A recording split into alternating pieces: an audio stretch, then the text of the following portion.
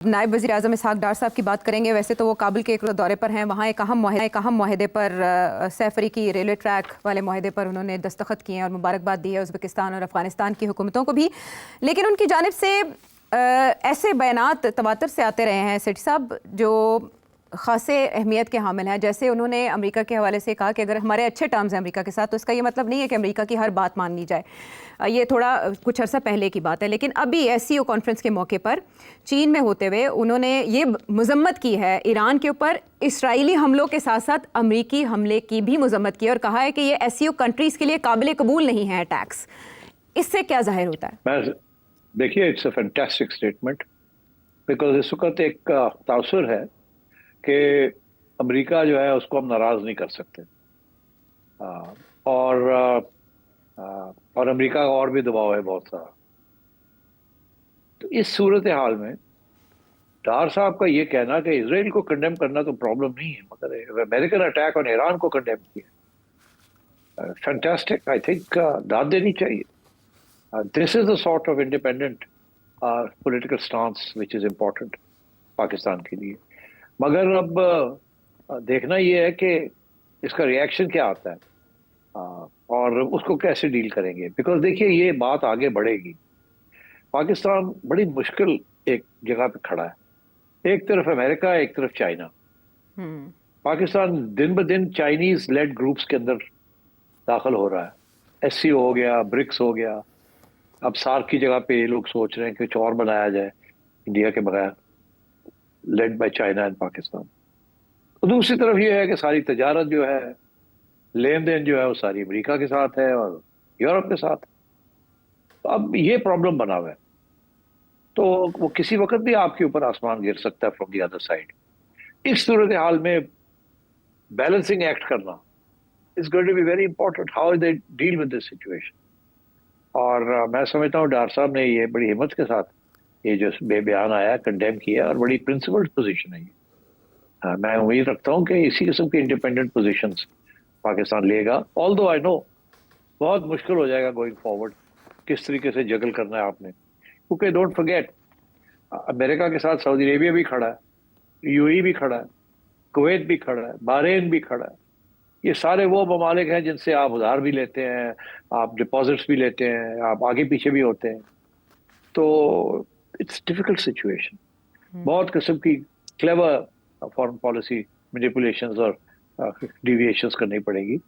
But I think this was a great statement और मैं दाद देता हूँ डार साहब। ये भी एक पॉलिसी का हिस्सा ही हो सकती है कि जब आप अमेरिका में हों और अमेरिकी हुकाम के साथ राब्ते में हों, ऐसे में आपके जो नायब वज़ीर आज़म है वो चाइना में होते हुए एक ऐसा बयान जारी कर दें जो अमेरिका का मुखालिफ है।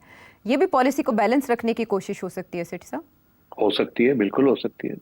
मगर बात यह है कि आप चाइना आपसे नाराज नहीं होता जब आप अमेरिका के साथ जाके बात कुछ करते हैं। अमेरिका नाराज हो जाता है जब आप चाइना के और करीब होते हैं या अमेरिका को डायरेक्ट कंडेम करते हैं। क्योंकि देखिए ना, अमेरिकन पॉलिसीज को तो कंडेम किया जा सकता है ना, चाइना की तो कोई ऐसी पॉलिसी है ही नहीं जिसको आप कंडेम कर सकते। चाइना तो इंडिविजिबल सिक्योरिटी की बात करता है, चाइना तो ट्रेड की बात करता है, चाइना तो कोई साम्राज्य पावर ही नहीं है।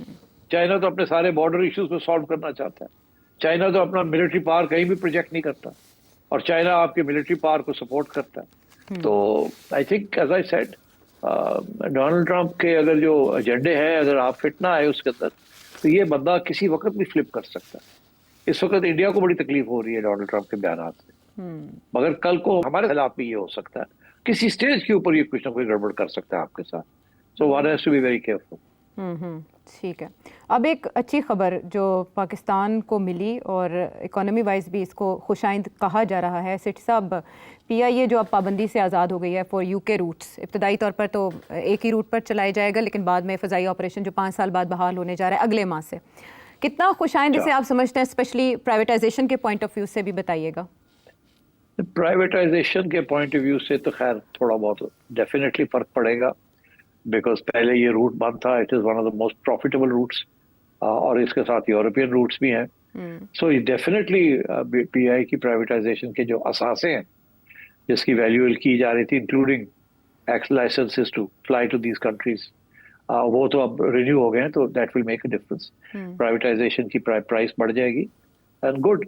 मगर आई थिंक इम्पॉर्टेंट बात यह है कि इट्स नॉट जस्ट PIA, बाकी भी जो एयरलाइंस हैं उनको भी इजाजत नहीं थी, उनको भी सबको इजाजत मिल गई है। जी। और ये सारी के सारा जो खाता है ना, ये इमरान खान के जमाने में ही गड़बड़ हुई थी। उनके जो एविएशन के मिनिस्टर थे, सरवर साहब थे, गुलाम सरवर जी, गुलाम सरवर साहब निहायत बेवकूफ इंसान, कोई मॉनिटर नहीं कर रहा था। वो अपनी तरफ से बड़ी ड्रामे कर रहे थे कि जी PIA का ये हाल है, फलाना है, निगड़ा है, मैं उसको ठीक कर रहा हूँ। आपने PIA को क्या ठीक करना था, तो PIA को वाड़ देता।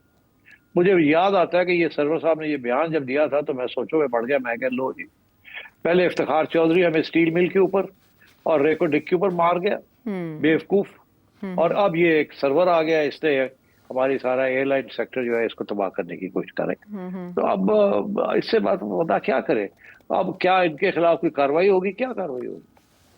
कर गया जो करना था, एक बयान ही होता है ना जिसके साथ सारा कुछ उलट जाता है। तो अब शुक्र करें, आप ये पता नहीं कितने साल के बाद, 3-4 साल के बाद जाके ये सहूलत मिली है, जो लकी। मगर अब बात ये है कि जी PIA also has to get its act together ना। PIA का सेफ्टी रिकॉर्ड तो ठीक है PIA का, it's not so bad, it used to be one of the most safe and secure airlines of the world.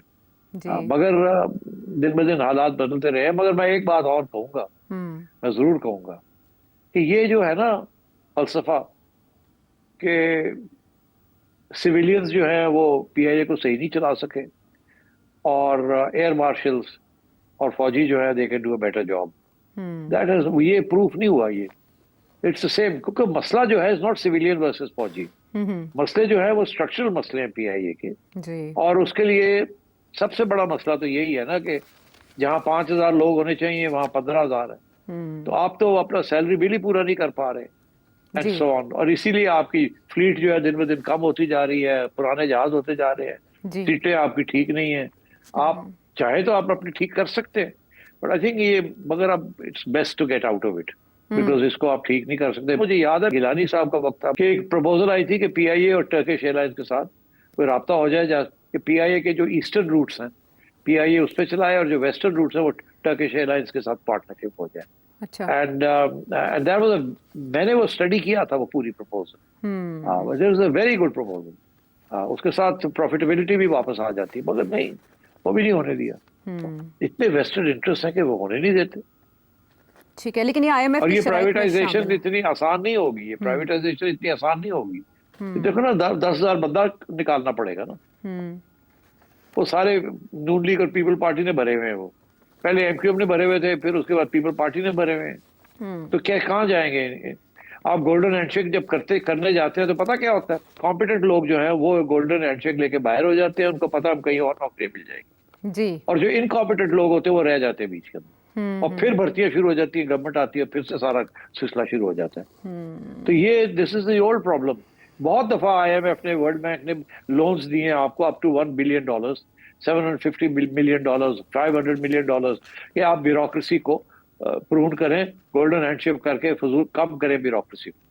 कोई नहीं होती, पैसे भी आ जाते हैं, खर्च भी हो जाते हैं, होता कुछ नहीं। तो PIA का भी वही खाता है। ये सारी privatisation of state owned enterprises का यही प्रॉब्लम। अभी तो एक पूरा खाता पड़ा हुआ है स्टेट ओन्ड एंटरप्राइजेस, SOEs जिसे कहते हैं आप जी, जो कि नियरली 1 ट्रिलियन रुपीस की उनकी लॉसेस हैं, जो कि बर्दाश्त किए जा रहे हैं। उधर तो सोचते नहीं है कि उनको बंद कर दिया जाए या प्राइवेटाइज कर दिया जाए। नो, तो ये सब ड्रामे हैं, कोई नहीं। No government is focused on these issues, unfortunately. ठीक है, लेकिन प्राइवेटाइजेशन ही इसका हल है, उसके लिए भी पुरकशिश पेशकश करनी पड़ेगी इस हुकूमत को। प्राइवेटाइजेशन सिर्फ हल नहीं है आयशा, हल थोड़े से कॉम्प्लिकेटेड है। प्राइवेटाइजेशन के साथ भी बड़े प्रॉब्लम्स हो जाते हैं, but you have to have very creative solutions. कि अगर प्राइवेटाइजेशन भी होती है, they have to be safeguards to protect the public interest. ये पब्लिक सेक्टर एंटरप्राइजेस क्यों बनाई गई थी? कि पब्लिक को बचाने के लिए, उनके लिए अच्छी सहूलतें हों, सस्ती हों। जब आप प्राइवेटाइजेशन की तरफ जाते हैं तो हर चीज महंगी हो जाती है। तो प्राइवेटाइजेशन तो लॉस नहीं ले सकती ना। और सवाल ये है कि क्या प्राइवेटाइजेशन ज्यादा एफिशिएंट होती है या नहीं।